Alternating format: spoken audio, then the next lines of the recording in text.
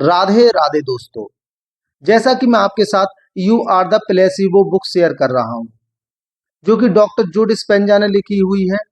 और आपको पता है डॉक्टर जो डिस्पेंजा ने अपनी किस तरीके से रीढ़ की हड्डी को ठीक किया है।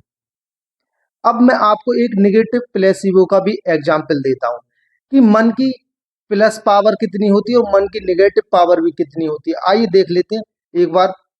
डॉक्टर साहब कहानी शेयर करते हैं एक, कि सैम लॉन्ड 70 के आरंभिक दशक में सेंट लुइस के बाहरी इलाके में रहने वाला एक सेवा निर्मित सेल्समैन था, जो कि जूते बेचता था।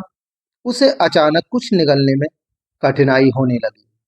डॉक्टर के पास जाने पर पता चला कि उसे एस्टेटिक ईसोफेगियल कैंसर है। इन दिनों उस बीमारी को असाध्य माना जाता था।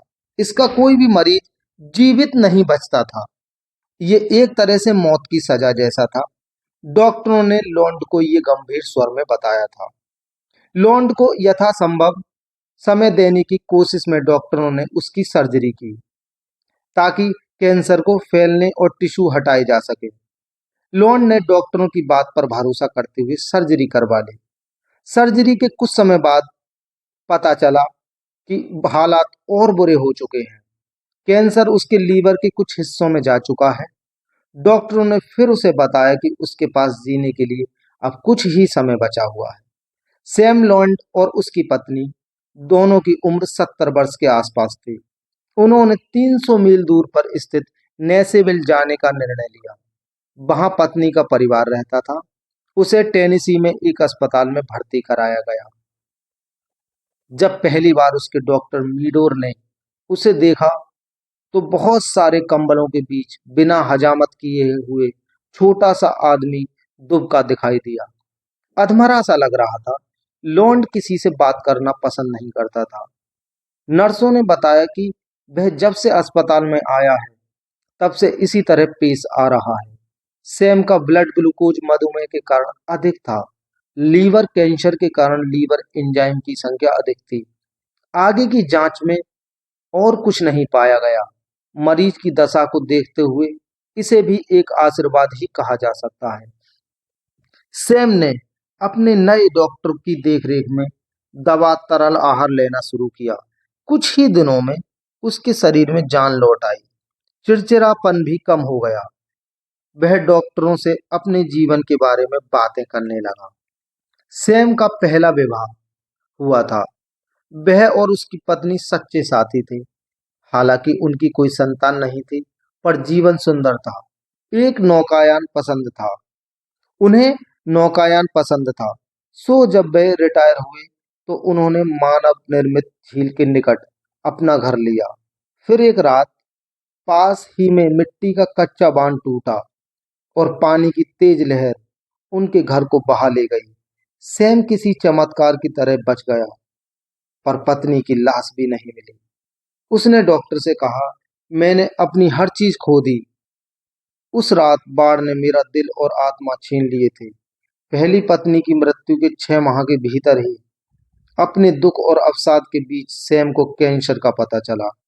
उसे सर्जरी करवानी पड़ी। तभी उसकी भेंट एक अन्य महिला से हुई, जो उसकी पत्नी बनी। वह जानती थी कि सैम को कौन सी बीमारी है, फिर भी उसने आखिर तक सैम का साथ निभाने का वादा किया। सैम अब अपनी उसी पत्नी के साथ उसके मायके के शहर में आ गया। उसके बाद जो हुआ वह हम जानते हैं। डॉक्टर ने सैम की कहानी सुनने के बाद उससे पूछा, मैं तुम्हारे लिए क्या कर सकता हूँ? मरणासन मरीज से और पूछा भी क्या जा सकता है। सैम ने कहा, मैं क्रिसमस तक जीवित रहना चाहूंगा। मुझे अपनी पत्नी और उसके परिवार के साथ ये त्योहार मनाना है। वे लोग मेरे साथ सहृदय से पेश आए, बस यही इच्छा है। इसके बाद अक्टूबर के अंत में सैम को जब अस्पताल में छोड़ा गया, तो तबीयत पहले से बेहतर थी। डॉक्टर को उसकी सेहत में सुधार देखकर हैरानी भी हुई। लेकिन क्रिसमस से ठीक एक सप्ताह पहले सैम की पत्नी उसे फिर अस्पताल लेकर आई। सैम फिर उसी अधमरी हालत में आ गया। हल्के बुखार के साथ छाती पर निमोनिया के लक्षण के सिवा कोई रोग नहीं दिख रहा था। रक्त सहित अन्य सभी परीक्षण बिल्कुल सही थे। डॉक्टर ने मरीज को ऑक्सीजन लगाते हुए एंटीबायोटिक दवाएं देनी शुरू की, लेकिन 24 घंटों के भीतर ही सैम चल बसा। अब आप सोच रहे होंगे कि यह एक ऐसे व्यक्ति की कहानी है जो कैंसर के कारण असमय मृत्यु का शिकार हुआ, है ना? नहीं, अभी से अनुमान न लगाएं। सैम के शव का परीक्षण करते समय पता चला कि सैम को कैंसर था ही नहीं। केवल लीवर और फेफड़ों में कैंसर का हल्का सा निशान था। वह भी इतना घातक नहीं था कि उसकी जान ले पाता। यानी सेंट लुइस अस्पताल में उसकी जो पहली रिपोर्ट आई वह यकीनन झूठी थी। यानी सैम की मौत निमोनिया और कैंसर से नहीं हुई, उसकी मौत उस परिवेश के कारण हुई जिसमें सब यही सोच रहे थे कि वह मरने वाला है। उसके परिवार और पत्नी को भी यही लगता था। तो क्या ये संभव है कि केवल उन विचारों के कारण सैम की मौत हुई हो? क्या विचार इतने शक्तिशाली होते हैं? और अगर ऐसा है तो ये एक अनूठा मामला है।